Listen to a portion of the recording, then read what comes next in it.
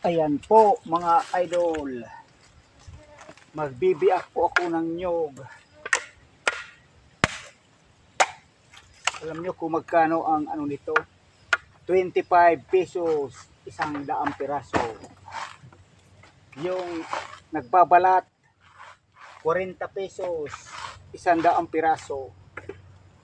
Mabuti na to nagtsatsaga kaysa sa wala para kumita sa malinis na paraan. Kahit medyo malit ang kita, at least may kita, may pambili ng bigas. Dito ba mga idol? Anong masasabi nyo po dito po sa buhay probinsya? Nag-aano po kami para po at least kumita, may pambili ng bigas.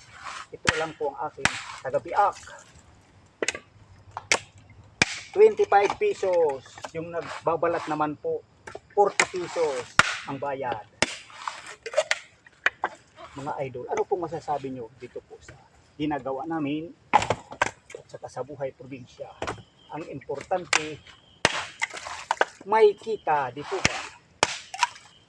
Yun lang po at magandang umaga po.